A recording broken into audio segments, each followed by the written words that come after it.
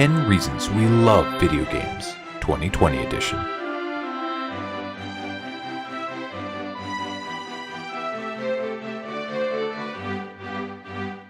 Ask us why we loved games back in 1996, and we'd say that the Nintendo 64's 3D rendering was the pinnacle of video game graphics, and its 4 controller ports the gateway to the future. It's 2020 though, and oh how things have changed. Gaming consoles are Swiss Army knives capable of far more things than we could have imagined over 2 decades ago.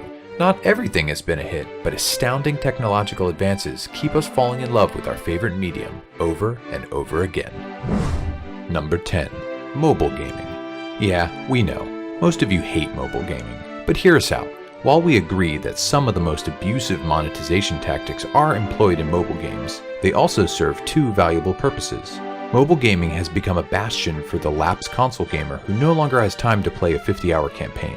It's also become a gateway experience that gets younger players to eventually buy a big boy console. So it's helping the industry generate more revenue in both directions. More money means more games, and more opportunities for smaller studios with big ideas. Number 9. Game streaming and services. Being able to play video games without having a console and a disc has been a thing since OnLive launched back in 2003. The technology has always been suspect, but with massive investments being shoved at it, there are more servers and data centers than ever to help reduce lag. It's suddenly become viable after a 17-year incubation period.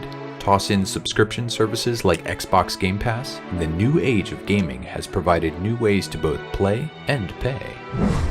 Number 8. The indie game explosion. Creating video games is hard. That's one thing that hasn't changed over time.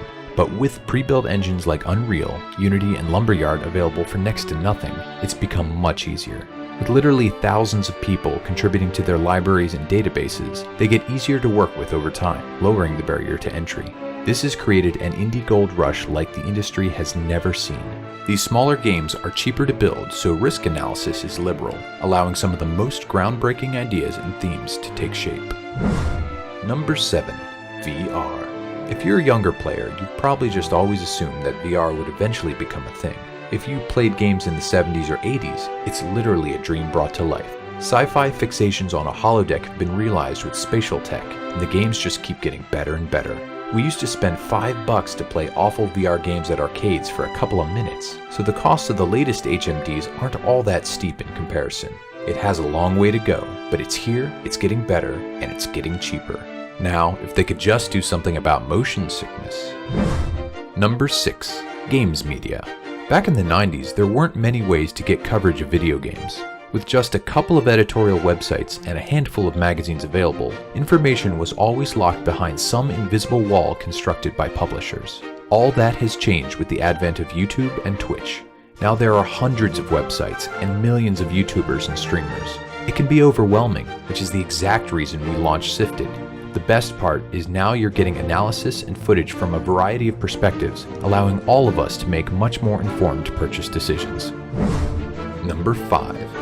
New content for our favorite games. Expansions have been a part of PC gaming for ages, but console players were finally introduced to the concept when hard drives became a thing. The end result has been games as a service, games that sometimes live on for years after their initial release. It's certainly been a bumpy ride getting it right, but for the first time ever, players don't have to say goodbye to their favorite games once they've finished the campaign or wrung the multiplayer dry.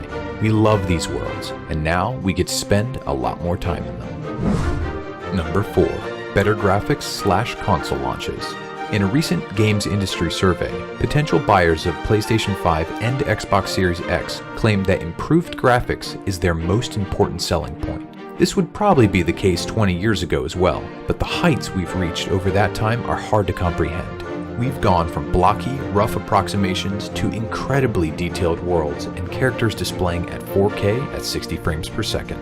While we've only seen glimpses at what the next consoles are capable of, the thrill of seeing the next level of graphics has never waned. Number 3. The classics revived. No matter your age, you just want to play great games. It doesn't matter if they were released in the 90s or last year. Nostalgia can only take you so far, and sometimes when you return to a favorite, you find it's not as good as you remember. Over the last half-decade, the remaster has emerged as the cure. Revamping the visuals is just the beginning though. The best remasters also rework the level design and combat mechanics to almost create an entirely new product that can be enjoyed by fans both old and new. Finally, the classics are becoming just as good as we remembered. Number 2. E3. Back in the 90s, E3 was a mere infant that jumped from Los Angeles to Atlanta for 2 years. Since then, it's planted its roots in LA and has grown into a juggernaut of hype that even our non-gaming friends and relatives know about. The show has had numerous peaks and valleys across the years, and it's currently in a rut. But there's still no show that generates as much excitement, and there's no show that the publishers hold as many big announcements for. Many shows have tried to take the crown, and maybe someday one will. But even in 2020, E3 is one of the things in gaming we love the most. Number 1. Connectivity.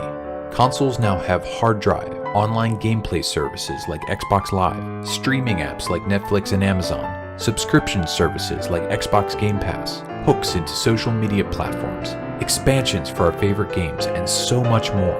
None of this would be possible if it weren't for the Ethernet port. Whether we're blowing off steam after a long day of work with a squad of real-world friends, or experiencing some of the most innovative changes in games, it's all made possible thanks to connectivity. Feeds keep us up to date on the latest updates, sales, and betas. If our consoles were suddenly to lose connectivity, the industry would implode. What do you love about video games in 2020? Share your thoughts in the comments. We wish you a happy Valentine's Day with your significant other and/or favorite game. Please take a second to like, subscribe, and ring that notification bell. And if you'd like to give us a Valentine, head over to patreon.com/SIFTD.